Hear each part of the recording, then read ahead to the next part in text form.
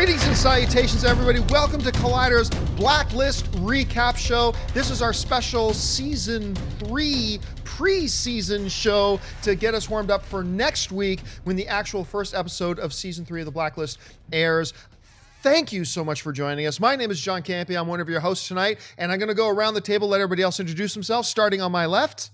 Hey everybody, I'm Wendy, and I have been graciously unchained from my office to be on the show today. Yeah, Wendy, for those of you who do not know, Wendy is like my assistant and our administrator around here at Collider Video, of which nothing else can get done around here if she's not here. And every once in a while when we get a chance, we like to get her on camera as well, because she's got a lot of great things to say. Sitting over here on my right. What's up, guys? My name is Xavier Brinkman, old friend of John Campea's, and I cannot believe that I'm back and doing a show that you actually love is so much easier, right? It is. Wait, we have to elaborate on that later. I mean, it's not that I've done shows that I hate. It's just that I really love this show, and it makes it easy. It's always good. Yeah, actually, Xavier and I we worked, a year and a half ago? 2 years? Yeah, with the True Blood thing, which was a lot good. Speaking of which, over there on the far right, we have... Hi, guys. Kat Ansley. I am back, and I was also on True Blood with Xavier, and it's so nice to be back with you on... Not really the couch, I guess the proverbial couch. And the proverbial nice to be back couch. with John. Yay! Yes, Yay! working with me again, and Yay! of course, also known as Amy Rose Eisenbach, apparently. Yeah. I every time Kat does something with me, people say, "Oh, it's Amy Rose." I'm like a foot taller than her. Like I a just full have to foot. say, like a Like full maybe- foot like taller maybe than like a her. foot and a She's half like taller. to here on me. Like I can put my head on her head. Like All right, guys. my chin on her head. Yeah, you could. And we are here to talk about The Blacklist. So excited for this show to get rolling. And, we're going to break down a few things here. We're going to talk about the show in general. We're going to talk about some of our highlights of Season 2, some of the things we're looking forward to, and maybe some predictions of Season 3. And we're going to wrap up with just a couple of questions from you guys on our Twitter feed. And I'm going to tell you how to send us questions on Twitter just a little bit later. So for now, let's start with you, Wendy. Mm-hmm. The Blacklist. Season 3 is coming. Just in a short, in a minute or two, what is it about The Blacklist that appeals to you? Why do you love this show? First of all, if you look at the man behind you, Raymond Reddington, a.k.a. one of the best actors in our lifetime, James Spader, he was the main appeal to me to watch the show. Like, I literally had no idea. I was like, okay, The Blacklist sounds like FBI, government, conspiracy theory, spy type, which I love that genre. But it was James Spader that I was like, I need to watch the show. And it right away pulled me in because what criminal walks into FBI and was just like, I'm on your most wanted list. You can have me. Mm-hmm. Go ahead. And I was like, oh, this guy's got balls. And I just continued and I just watched Elizabeth King, played by Megan Boone, just her life literally ripped apart, this normal life that she ripped apart. And I'm just putting myself in her shoe every time I watch the episode. And I think, how does she wake up every single day and go on with it? Yeah.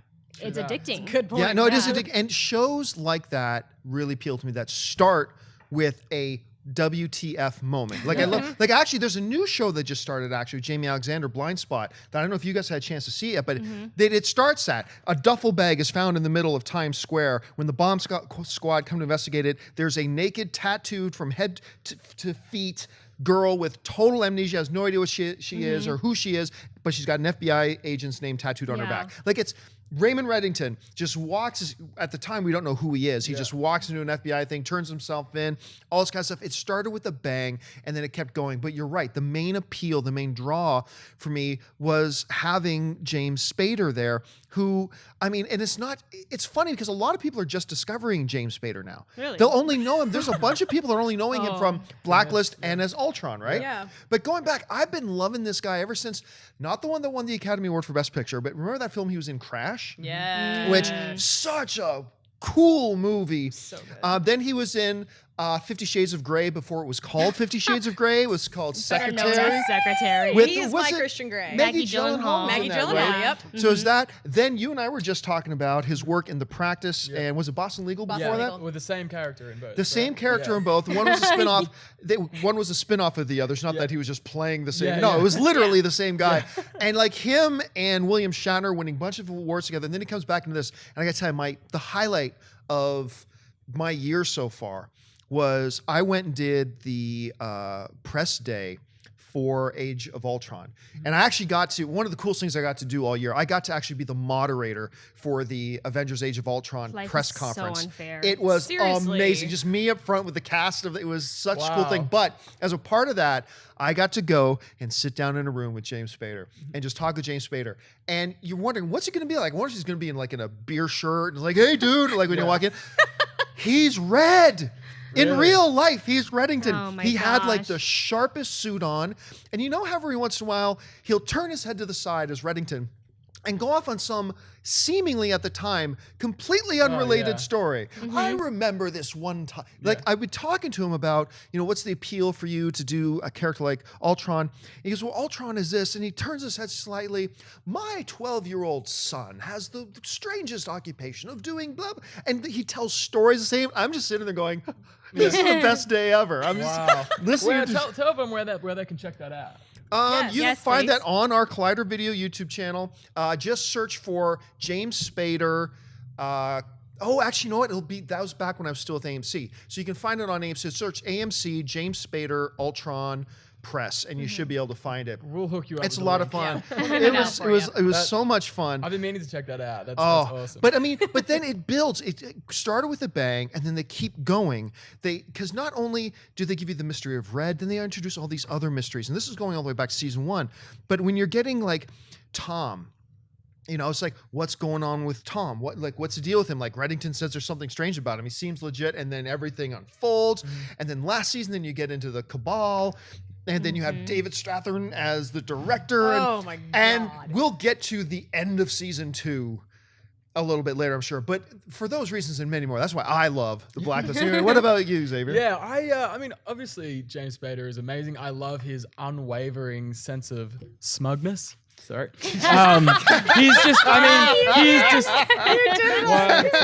he's just been cool, calm, and collected from the second he walked in there. He walked into the FBI and he owned them somehow. Somehow they were working for him straight away, you know? Yeah. But apart from the obvious reasons for that, I honestly just love the writing. Like, I am blown away by how they're tying each episode into the next, how it is, how the points that Red gives them each week ties into benefit him in some way. That's what really got me as well. I couldn't enjoy it anymore. It's been so great. well thought out. Like every time Completely. I'm something like, new how do happens, they think about this? How do they think of that? You Yeah. know? Like, I'm blown away by. I think it's great. So. What about you, Kat? Yeah, well, one of my favorite things about the show, and I think Wendy and I have talked about this before, is this is one of those shows that doesn't, you know, like when Alan Alda in the middle of season 2 had the bomb around his neck.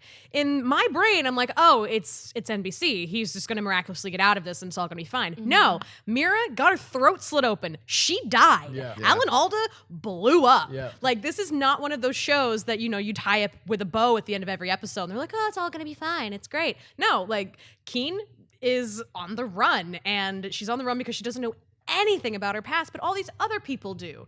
And then it's also just the fun for me of like, it's almost like a Law and Order type of a thing where every episode has its own specific person they're chasing, or they have their own specific storyline, but then there's that underlining thing of everyone's relationship, and the relationship with Harold Cooper, and then the relationship with her former partner and Tom Keen, and you know, then he was a neo-Nazi, and it's so much fun. Yeah. Like, I never know what I'm gonna get when I tune into the show, and that is something that I think that is lacking a lot in TV nowadays. There's a lot of shows that I'm like, oh, this is gonna happen in this episode. I mean, Xavier knows I'm really good at predicting things. she's I good. can't predict the Blacklist. Yeah. I No, have you, no re- idea. you really can. I mean, can't. I remember there was a scene when Elizabeth walked into the hotel where Red was, and he with his wine and his fedora, and she takes a pen. She was mad that her husband's in the her then husband was in the hospital, and she was like, "Tell me why this is happening." And she takes the pen and she stabs Reddington in the neck. I And just I was rewatched like, that, really? and he was even cool in that scene. Yeah, and he was just he like rolled his eyes like, at her.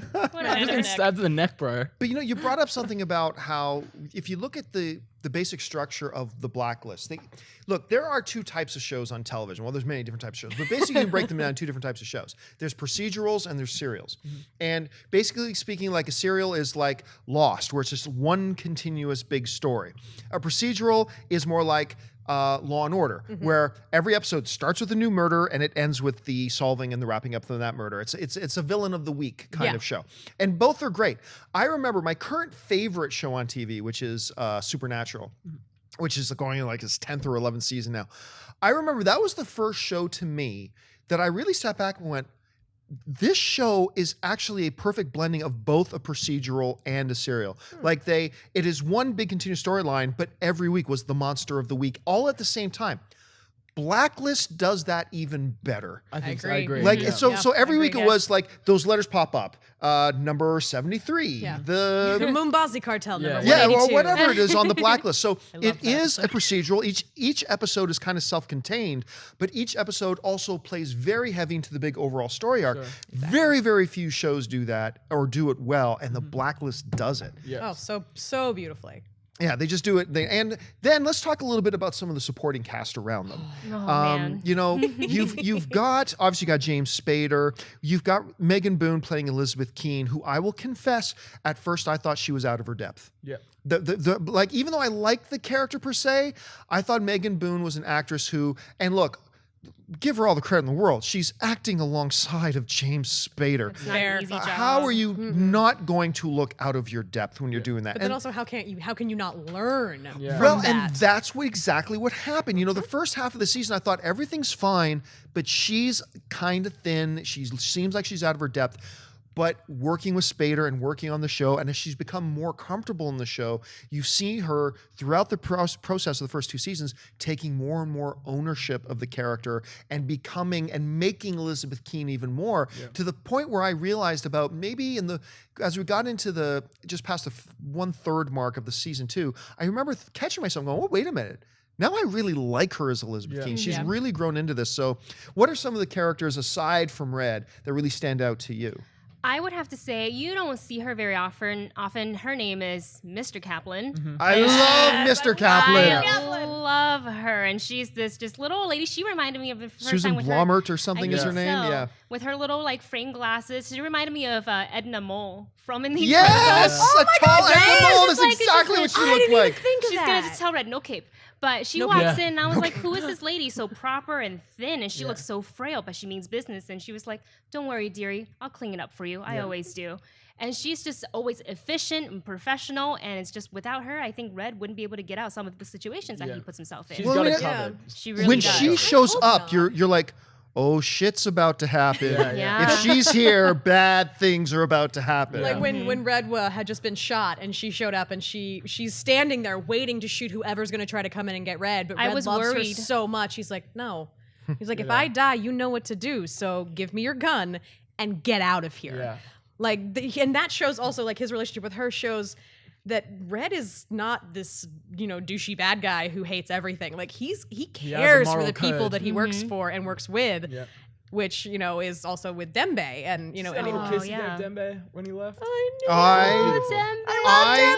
That's my secondary character. Yours is Dembe. Yeah. He great. remember they gave that basically that one episode that was his that finally explained his background, his origin story, if you will, to use comic book, words, like where he came from, like why he's so super hyper intelligent, super hyper dangerous. The whole you just get this feeling with Dembe that it's like seriously, if Red one episode would turn to Dembe and say, I need you to go to Colombia and overthrow the government, Dembe could do it. Yeah. Like you just get that sense from him. Yeah. And that adds just a whole nother layer to the whole story and to Red himself. Because if Red walks into the room, it's bad enough. If Red walks into the room and he's got Dembe on his right shoulder, just drop your gun. You're fucked. SOL. Just drop your guns and just say, okay, fine, it's done. All right, you win. What about you, Xavier? Who are some of the secondary characters that really stand out to you that you I want to appreciate say, on the show? I really, over the course of the seasons, I really got to enjoy Aram.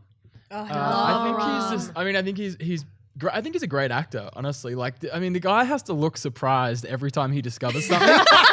and he does it well every time. Like Aram, they're like, Aram, what do you got? And he's always just about to discover something. So he's like, guys, I don't know. He's like, wait. Like that, and he has to put on his surprise face. I'm like, good, Aram, good. And then the other thing about Aram is that he can pull up a PowerPoint display, which would take anyone all day by going like this. Yeah, and then everything comes up and things start moving around. It's like, Aram, when did you TV. prepare that? Don't we wish we had that talent in high school and college to I make wish I had to make that a now. PowerPoint Just just like, present Wendy, out can you of type nowhere? up stuff? Sure. Right, he There just you pushed go. those buttons, but he was supposed to be just a recurring character in the start, and then they they promoted him to Everyone fell in love with him. Yeah, so he's on every episode now, and I've really grown to like him. So. I think Aram really is like the heart of the series. I agree. He's so positive, and he's so like, I know she's innocent, and always like, well, I trust Red. I'm like, really? Because no one else around you trusts him, but you do. Okay, good for you. And he goes out of his way, like when Cooper fainted. I remember in the later part of season 2 when he fainted in the middle of ripping Keen a new one, and then all of a sudden he wakes up and in his hotel room or in his hospital room was like 24 roses. He's like, I guess he thought I died or something. Like, he's always that guy, and that makes me so happy. A lot of shows have their version of him. Because if you look at Arrow, they've got Felicity, the person who can sit down at the computer and get you anything you need. Flash has Cisco. Even like shows like Supernatural, they have their guy that can do a lot of shows, and he's that character. Where I thought they started to do some pretty cool things with him is it Samar?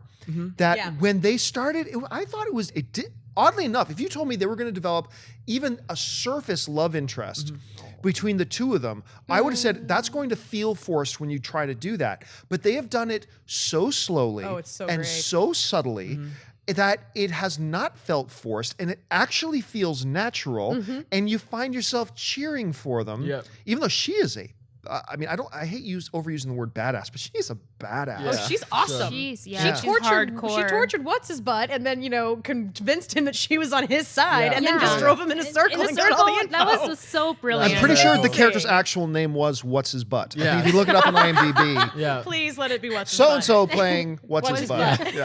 What about you, Kat? Who are some of the other characters in the show that maybe stood out to you as secondary characters? I have a soft spot for Tom Keen just because he's delicious and awesome, and also I speak a little bit of German, so when he became a neo-Nazi, I was like, I kind of know what you're saying. This is kind of fun for me. How could you tell? How was his German? His German was very good. His accent was extremely, extremely good, actually. Wow. But my other little love, and I know I told some of you guys this earlier today, but is Wrestler. I love her partner. I love this actor. I love him on Homeland when he was, the guy cheating, that Brody's wife was cheating him with. But then I look at him and I remember all you girls out there who watched Mean Girls. All you guys, you watched Mean Girls too. Everybody watched Mean Girls. Everybody watched Mean Girls. He was Shane Omen. He was the guy that Regina George was cheating on Aaron Samuels with. That was one of his first on-screen roles, and so that just cracks me up that the first time I saw him, he was in his underwear in the projector room above the auditorium making out with Regina George. And now he's running around with Harold Cooper and kicking some serious ass. And has not aged a day. And has not aged a day. I mean, he's probably 32 maybe, maybe. About, Kat, sorry to interrupt you, but speaking of love interest, going back to what you were saying, was it just me, or was there a love interest with Wrestler and Keen? There was on his side, but she's always been Tom's. She's always been Tom's. I feel almost like it felt to me like the showrunners and the writers were experimenting. They were flirting with the idea to see what they felt, how it worked on screen, to see how audiences would react to it. I honestly, it felt to me like if they told me, no, we always had our plan, I would say, no, I don't believe you. It really did feel like you were testing the waters a little bit. It's funny because Wrestler to me was like Agent Keen in the sense that, I thought there was somebody who was out of their depth and then they grew on me. Wrestler still hasn't quite grown on me yet. He's getting there. He's always felt a little bit like that Sesame Street game. One of these things is not like the other. One of these things does not belong. Oh, just like that. And it kind of felt like it wasn't there. The whole drug addiction thing storyline they did with him, that didn't work.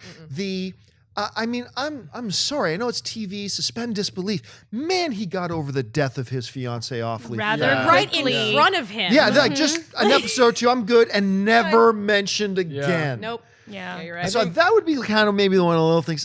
Guys, pick up on that. But by the time we get to the end of season 2, I feel that turning around with him. Like, especially when he's stepping up, saying, "Look," when he says to Keen as she's escaping, in that last episode, and he said, "If you run, you'll be hunted." Pause. By me. Yeah. I'm like, well done, well said. That was a good end. So I'm really hoping as we get into season 3, that kind of trajectory that he's on continues. I agree. Yeah. So let's talk a little bit about season 3 then. Let's take it now. We'll get back to some more stuff in season 2 in a second, but let's talk about, we know where this thing ended. Incredible ending. I love when shows start with WTF moment. But when chapters end with there is no freaking way you're out of it, you're screwed. Yeah. Like, and with Keen, like she's not just being accused of killing the Attorney General of the United States. She did CIA kill people. Yeah. in front of witnesses. Yep. She did kill him. Jeez. I don't know what the hell they do. How do they get out of this? Yeah. And which just has me so enamored. But Wendy, let's start with you. What do you think we're going to see? Notwithstanding the first 5 minutes of episode 1 that we've watched, but where do you think we're going to be going in these first few episodes? I think that, well, Red always seems to have an arsenal of people that'll help him. They owe him something or whatever it may be in his back pocket. So we know he's going to utilize that. But I think we're finally going to see, which is what I've been waiting to see from Elizabeth King, is to finally embrace that darker side of her and not be so goody two-shoe and I am an FBI agent and I must do good. And to, be a little bit of a criminal and utilize her training and maybe be a little sneaky. I want to see her get down and dirty.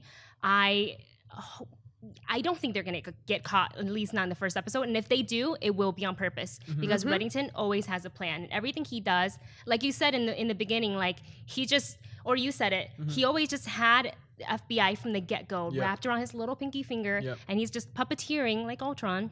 From day one. So that's, I cannot wait for what Reddington's going to pull out of his pocket. And he's going to get himself in trouble because he sacrificed himself twice now. Yeah. He's almost killed himself twice to save Elizabeth. So I just cannot wait to see the explosiveness. Kat, where do you think things are going to go Well, here? I keep going back. There's a certain episode, because I've spent like this whole week, like every free moment I had, I rewatched season 2 since it was up on Netflix just to remind myself of what was going on. There was an episode called The King Family. And it was the family that would, that kidnapped Reddington. They stole the Van Gogh. They did this, that, and the other. And then the kids had to play Russian roulette at the end of every, thing. And seeing Liz in that sense, seeing her undercover, seeing her, rescuing the little boy, seeing her going into that aspect where Red was sitting there and he's about to get his head blown off, telling her, get out of here, do not save me, I am not worth saving. And then his last words in his mind were, Lizzie. That's what I was And gonna then all of say. a sudden she walks in and shoots the other guy and he's like, Yeah. oh, Lizzie. Yeah. Like, whoa. I'm excited for her, I agree with you, to explore her dark side. And I want her to really tap in because we've now discovered that her mother, was a KGB operative and she was...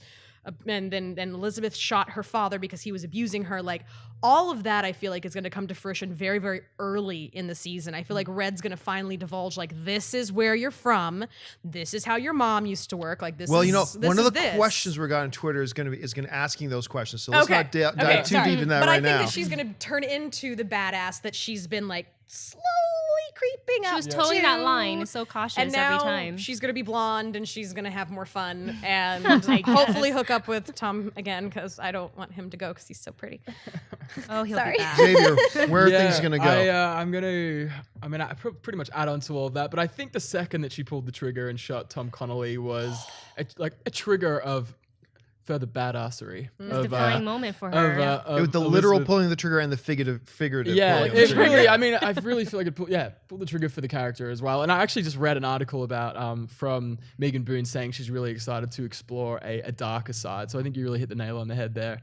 But I think that's where it's going to go. I think she's going to use all her FBI training as a survival instincts really from now on, and I guess learn a thing or two from Red, who never tells anyone what is about to happen, which is frustrating, but it's always awesome when it does. Yeah. Every time Elizabeth asks him a question, tell me more about my mother. Why are you hiding this from me? Are you my father? He, instead of answers the question, he just ignores it. He just And tells he the story. starts with like kind conversation. of like the interviews that you do, and I'm just like, that's rather annoying for her at least. But even when he's got It's something entertaining great for me. planned, and sometimes he could just tell her that like a helicopter's coming or something, but he doesn't. be okay. And we have to wait and find out. But it's like, bro, you could have just said something, but that's cool. This is the show. Carry on. I have a little bit of a prediction. Ooh, I believe Tom, or Jacob, as you will, Tom Keen, Jacob Phelps. Green dies. stuff. No, I- my pretty boy. I believe he's going to die. There's a couple of things at play here, and I think this is on purpose. And I think now I'm basing this on nothing. I do not have insider information, so don't say John Campea says something. No. This is just prediction. People This are is just, tweeting right now. Yeah, Twitter's this like, is I hate you. just prediction. Okay, when you look at season 1, there was when it kind of gets back to she professes her love for him and all that kind of stuff. I felt a little bit cheeky because I was fascinated by Tom's character. I was, but I was fascinated with him for what he really is, and what he really is a killer and a murderer, and he almost killed her. He beat the crap out of her a number of times. This is true. Now he may, in his own way, have a lot of love for her at the same time, but the fact that she was really horny one day on the boat does not take away from the fact that he was all of those things. And one sweet night of lovemaking does not erase all of that. No matter how cute he is with the 2 little lightning bolts on his neck. He's getting them removed. I'm sure he will. But see, I think this. The fact, I don't think that's an oversight by the writers. I think the writers are leveraging that and using that, and I believe they're setting that up so that when they kill him, it's going to have big dramatic effect. And I think it'll be a big dramatic moment for Liz. I think it'll probably get to the point where even Red doesn't want him dead. And it's going to be a dramatic moment for him. And I think they're going to use that in this season. And look, every once in a while in these big shows, you have to kill off a significant character to keep the dramatic tension there, to know that something bad could go anytime. Because as long as you don't kill major characters, you never feel the danger. Just watch Game of Thrones. Game of Thrones. Just watch Game of Thrones. Game of or Thrones. Sons of Anarchy or things like that. Like anybody could die at any moment. That if a gunfight breaks out, major characters could die. It's not like another show's like Law and Order gunfight. No one's gonna get shot and die. Mariska Hargitay's gonna be guys. fine. Guys. She's gonna be fine. But Tom, I'm going to predict that before the mid-season break, maybe even on the final episode of in the first half of the season, I think Tom's going to die. Again, that's sad. not basing that on anything. Any other wild predictions? I like the prediction. Honestly, I do have a prediction, and I actually came up with it today while, watching the final episode again before I came in. I think that when Red really dives into who King's parents were, I believe King's father started this whole government corruption. What are they called? The Cabal. The Cabal. I think her father started the Cabal. And I think her mother was working with Red to get into the Cabal, and that's why the fight started. That's why she had to shoot her father, and that's why Red had to burn down the house. I think her mother was working against them, and her father was in the middle of it. Well, you know what? I like that. How about right now? Let's go a little bit out of order because I want to talk a few other things, but let's go in and actually take those Twitter questions we asked you guys to send. And by the way, every week we want you to send in Twitter questions to us. How do you send them to us? We'll just put out your tweet with a question in it using the hashtag Collider Blacklist, which you can see right below me here. Just put out a tweet and include the hashtag Collider Blacklist in your tweet, and we will see it. Send it anytime. You can send it just as you're watching the show or send it midweek. We will see it, so send them on in. So since this is the preseason special, we're just going to take a couple of them. So let's get to the first one. The first question comes to us from Joseph Geiger, who writes, when might Liz remember everything surrounding the fire in her childhood? Kat, you seem to be on a track there. When do you think that's finally going to happen? Well, it happened at the end of the last episode. At least she says she did, says yeah. she remembers, but she remembers the very big chunk. She remembers, like, as soon as that she pulled that trigger, she remembers shooting her father. She remembers killing her father. She remembers running out with Reddington's hand in her hand. Like, she remembers that part. But when are we going to get to everything else? When are we going to get to her remembering her real name, which everyone's telling her is Masha, and all this kind of stuff? I think that's going to happen very early on in this season. I think Red is going to divulge most of that information in the first 2 to 3 episodes to put them on the same level, because now he's no longer trying to manipulate her so she can manipulate the FBI. Now they're on the same team. And so why wouldn't he give her all the information? But then again, it's Reddington. So why would he confess? Why would he give away all of his cards? Yep. So Xavier, it's kind do of you a agree? toss-up. Do you I think it's agree. going to just come right out pretty quick in the third season? I mean, that's what I'm thinking. Once she knows what she really is, I guess I feel like that's what she might start to embody, and that could be a contribution to the darker side that we've been predicting. Yeah. You know? Wendy, is it Yeah. going to be soon or is it going to be late? I hope, I'm going to echo your thoughts here. Yeah. I hope that it's soon because we've gone 2 seasons with her memories blocked. Yeah. Now, I think, though, her memory has a lot to do with triggers. So I'm thinking this season she's going to get put in a lot of extreme situations. That's Yeah. going to make her do something she doesn't want to do, kill another person, and that'll trigger something else. Well, did I hear correctly here? But were her memories that she did remember? Was there a chance that they'd been manipulated at all? He Possibly. blocked them. Well, he He blocked blocked them, But them, but remember earlier, he also kind of had false memories. Well, that's what I'm saying. So maybe implanted. she didn't shoot her dad because, I mean, was that ever confirmed? And is it like, it was I insinuated. know Reddington Red confirmed seemed it. pretty. He was like, yes. He Yeah, said yeah. that you're my, Pretty I'm the legit. sin Yeah. eater. Oh, is what wasn't he that said. the sin eater. that I line? eat other people's darkness I so that eat they other can still people's be the light. misdeeds and Yeah. darkness, and like that was such a great line. Yeah, I because loved it. Red confirmed that she did shoot her father. True. Yeah. But do we? Yeah. Okay. I But guess then, so. yeah, I'm when just. they were- I remember it being insinuated that her memories could have been manipulated. Right, so 'cause I'm earlier wondering that where that season, could that come one into episode play. earlier. Yeah, they went Yeah. back, and then all of a sudden, instead of her being in the closet in the fire, it was her like running through Christmas trees or something Yeah. like that. I remember that. My Yeah. friend Eric was on that episode. Hey, Hey. Eric, Yeah. you got shot by James Spader. Good job, you. All right, let's move on to the next question. And wrapping that up. And the next question comes to us from Jim Lee, who writes, when will we find out Red's relation to Liz? Or will they drag it out a few more seasons and just tease us? That is actually like a really great extension of that first question, because Sure. when's Liz going to remember everything about that night? But it'll say, okay, fine. You were involved with her parents at some level. Okay, fine. She shot her father. Okay, fine. He seems almost to the death emotionally connected to Liz, that he has this unbreakable blood bond with her. And it's got to be just more than, well, I had something to do with the fact that things went south with your parents and you ended up shooting your dad. Like, it's got to be more. Yeah. And at first I thought he was her father. I Even did though too. he denied it earlier, I thought, nah, he's her father. He's her father. Now, maybe he ain't her father. Maybe there's something more to this, and I don't understand. I agree with you about Liz's memory. I think that happens in the first episode. I think that happens right in the first episode, and it sets the stage for the rest of season 3.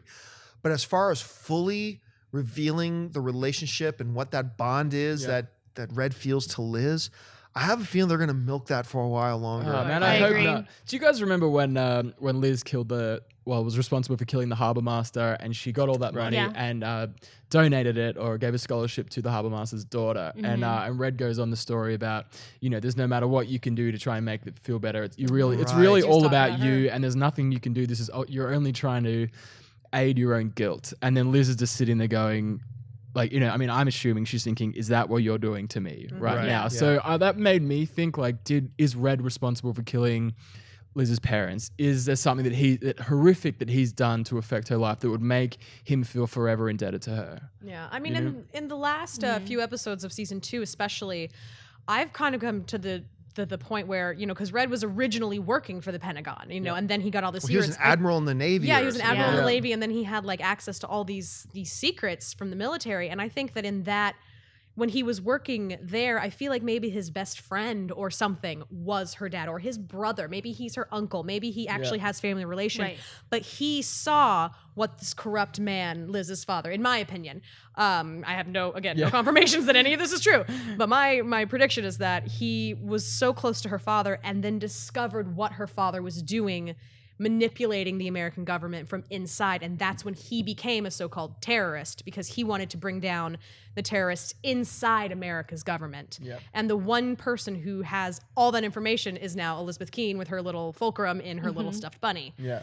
And, yes, he's been protecting her entire life because he knows everyone's coming after her. But now he's got her like under his wing, which is going to be just so much fun. So much fun, I think. Well, okay, let's start to wrap this up, and let's talk about some of the things maybe from the previous seasons that didn't quite work for us, and we hope they improve upon, and maybe some nervousness we have going into season 3. I'll start off with this. I've mentioned before, a wrestler. To me, he's a bit of a weak link in this so far. But I did see some encouraging signs near the beginning that they're starting to bring about. I'm starting to buy into him a little bit more. I'm hoping that can continue, because as of right now, I just, to me, he's a little bit of dead weight. Now that has started to change, and I hope that change continues. But here's my fear going into season 3, all right? Remember a little bit earlier I said this is the show to me that probably better than any other show I've ever seen really combined that procedural with serial. With Keene now out of the FBI, with Red now out of the system with the FBI, my fear is now that the show's just going to become serial. It's going to lose its procedural thing. Like, how can they now go after the next person on the blacklist? Like, they're not even part of that And task. Harold Cooper's out as well. And Yeah. Cooper's, And he's probably Thank going you. to prison. And Harry Lennox, Yeah. we haven't even talked about Yeah. like, how God love great he is in this Yeah. show. So good. He's So good. that scene when he found out that he he wasn't wasn't even sick, sick. and he's grabbing that doctor by yeah. the throat. Angry. What a badass. And like you always so knew awesome. this is a power authority figure, but man, when he was losing it in that doctor's office, I'm like, he's also scary. Yeah. Oh, I was it's like, terrifying. he is also a big, scary dude Yeah. with a lot of years in the military and FBI. Scary, scary, scary. But I'm with him out, with Keen out, with all that happening. I'm a little nervous about. I'm not pessimistic, but I'm nervous about what then. Tonally, does the show become without that week in, week out villain of the week to help them propel their story along? I'm just a little nervous about that. It'll be what's interesting going to to see what happen they to do. the formula? Yeah. Yeah, That's the what's going question. to Yeah, happen? I to mean, the They formula? have a great formula. It's worked so well so far. What's going to happen now? I mean, are Keen and Red going to start like emailing like Haran or something because they know that he's on their side and be Right. like, hey, here's the next person on the blacklist? Or are they going to start hunting them themselves Yeah. in order, but to keep that going? Like, what are you going to do, Black? I feel what are you like along the way on their escape, they're gonna somehow continue down that blacklist and Yeah. deliver it to the FBI as. That's my hope. And another thing that I fear, we're talking about what we don't want to see in season 3 is that Elizabeth King is loved by everybody at the FBI, and you know. I'm just worried about like Wrestler let her go the first time. What if they just catch her and then like we'll just let you go, and then next episode we'll just let you go. Yeah. And I don't want to see that Yeah. keep happening. If you're gonna catch her and make it real. Yeah. So I don't want to see them just be like, well, you're our friend. I so we're feel just that gonna let it even go. I feel the wrestler there might be an element that he would think she's innocent, but he wants to capture her so she can prove her innocence. But I guess on their end, they're like, "Yo, if you do capture us, there's no way we're going to get proven innocent with the Cabal planning this and plotting how thoroughly that they've done it." You They're know, going to throw them in Guantanamo Bay and forget that they exist. Yeah. Yeah. Like literally. Well, That's do you guys what will have any other fears about this season or things from season 2 that you'd like to see improved upon or you think need improving upon? I just have to add on to what you were saying. I mean, I feel the same way with Wrestler. I feel like they sort of tried to give us some backstory and give us some empathy towards him, which they didn't quite hit the mark for me. You know, I didn't like him to start with. He has grown on me. I thought he was a big douche when I first started watching him. But I'm just saying that a real weakness of this season could be now that Wrestler's pretty much the head of the FBI. That unit, the task force. yeah, we're going to be seeing so much more of him. And if he's the weakest link on the show, it's like, is that going to be a downfall for it? You know? Because he's going to now be the head of the people. Well, who will I mean, be hunting. he got Yeah. assigned. That pretty much the lady above him Yeah. was like, "Look, you're my main man now." Like, you know, he's leading the task force now. Is it going to be pretty much Reddington and Keen against Wrestler? You know, are we going to be seeing so much more of him? That could be a downfall. Well, my other fear coming out of that, then my other fear is we just talked about Harry Lennox. How are we going to get our Harry Lennox fix? I need him I don't- to not I- be in jail. Like, Yeah, I honestly don't think he's going to be in jail. I think there were with all the witnesses that were there that's damning Keen. I think that's also the same thing that's going to keep him out of jail. Now we did see him have to turn in his badge Right. and all that kind of stuff. Yeah. But I hope this doesn't mean we get very little sprinkles of Cooper. I want more Cooper. I love I the do Cooper too. character. I want more of him. I want more Cooper. I feel like he's going to be in it I think somehow. I think Red's gonna utilize him a lot. I Yeah. think that he's Yeah. going to help them. Yes. I do. I You're think gonna that be he's going to be the person. It'll be fine. It'll be I okay. think that Harold's going to be the person that him and Haran, those are going to be the people that they reach out to if they ever do reach out to members Yeah. of the task force, because she knows that Wrestler now, he wants to be the big man in the FBI. This is, his path, this, that, and the other. Like, he has to do his job. She knows that. But she also knows for a fact that Harold knows she's innocent, except for, the murder he watched her commit. And she knows Haran thinks she's innocent. Like, she knows this in her soul. So I feel like we're going to get a lot more of them this season helping Red and Elizabeth from behind the scenes, which I really hope And happens. one of the things none of us touched on, and I can't believe we haven't, leading into season 3, is that because it was introduced so quickly in the season finale, is that Red brought in 11 of the best investigative journalists in the world, Oh, and it ends with the director opening up the front page of the paper, and it's secret Shadow shadow government, blah, yeah. blah. So, I mean, how is that going to make stuff hit the fan? What implications is that going to have on everything as well? So I'm very curious to see how that all kind of unfolds. That was really surprising to me too, because remember in that last episode when they were like, Red kept saying like, get them here no matter what, no matter what. I kept thinking, who are you talking about? Like, are you grabbing diplomats? Like, are you grabbing, they grabbed like that one random guy who was in a tuxedo, like on the streets of California. And then all of a sudden he's like, oh, you're journalists, which was brilliant because that's how these stories get told. That's how these, corrupt things get exposed as a journalist who, and he told them, he's like, probably most of us will not be alive when this comes out. Yeah. He's like, you do this, you're putting a target on your back, on every single person you've ever loved's back. And like, it was a great way to do if you have balls, do this. If you don't, bye. But you know what the funny thing is? That scene when he's got them all in that room and he's kind of playing what seemed like the Fulcrum on the big screen behind him. First of all, Red also keeps a very good audiovisual guy on his payroll, apparently. He's got Ray working. That on the drop of a hat, he can put on a big full presentation. Yeah. But like, it's all just flashing images and things going, and then Red goes, many of you probably recognize most of the names. I mean, I can't see shit. It's like, what am I supposed to be seeing? And they're all looking at it like, oh my God. It's like, you don't know what's on that screen. It's like things flying around. It's like, you can't read that. You can't read that. Don't pretend like you can read. What are we supposed to do with this? Yeah. Like, shut up. I don't know what you're supposed to do with it. I can't tell what it is. Like, it should have been You're supposed to slow it down. That's what you're supposed to do. Slow it down. Yeah. It should have been a big picture of Strathern with an arrow that says, this bad guy. Yes. That should have been the presentation. Stratham, That's your Stratham, PowerPoint Stratham. right there. Well, all right. Before we end things, closing thoughts, things you're looking forward to in season 3. Why are you looking forward to season 3? Oh, I am looking forward to Elizabeth uncovering her abilities to kind of embrace her criminal side. I want to see her finding out more of her past. And I really, and I don't want them to milk it, even though I know they will, find out her relationship with Reddington. Are they related? Are they not? I know we had this theory that maybe he was somehow involved with her mother, and that's why he has such love for Elizabeth. It's like his own daughter in a sense, but not. So I just want all these things that's been like they've been holding back for 2 seasons now to come to fruition. Yeah. I am really looking forward to also finding out more about the Red and Liz relationship. I am looking forward to, in a good way, this Emperor Vader relationship kind of now in place. Now the Emperor Red has his Vader, and I think he's going to turn her into a true beast. I really do. But for good. So I'm looking forward to that. I'm looking forward to seeing Red really flex his muscles.